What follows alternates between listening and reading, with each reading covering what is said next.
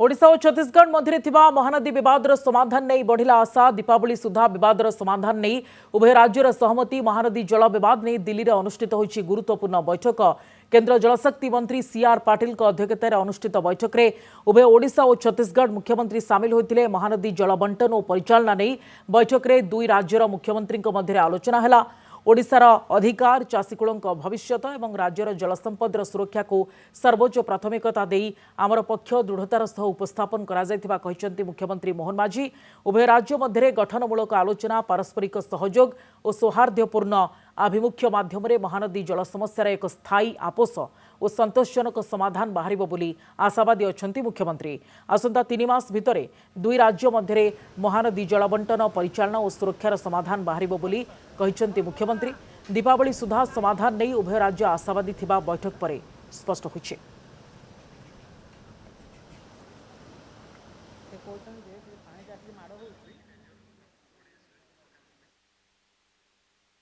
आज नुआ दिल्ली ठारे माननीय केंद्र जलशक्ति मंत्री श्री सीआर पाटिल जी अध्यक्षतार एवं राज्य मंत्री उपस्थिति रे छत्तीसगढ़ माननीय मुख्यमंत्री श्री विष्णुदेव साय तांको उपस्थिति रे महानदी जल बंटन एवं तार परिचालना संबंधी गुरुत्वपूर्ण बैठक अनुष्ठित होता। से ओडिशा सरकार तरफ मु निजे उपस्थित थी, मोर अधिकारी माने मध्य समस्ते उपस्थित थिले।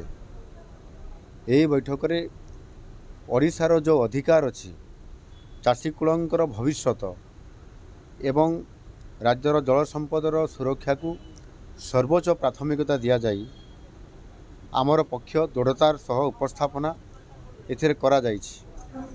उभय राज्य मध्य गठनमूलक आलोचना पारस्परिक सहयोग एवं सौहार्द वातावरण भितर किभली भाव में महानदी जल समस्यार समाधान एक स्थायी समाधान आपस आलोचना माध्यम एवं संतोषजनक माध्यम तार समाधान केमती करा जाई परिबो सेथिपाई ए बाबद आज आरंभ होइछि एवं ये आलोचना केंद्र जलशक्ति विभाग द्वारा एवं तांको द्वारा प्रतिष्ठित थिबा जो केंद्र जल आयोग तांकर उपस्थिति रे आलोचना हबो।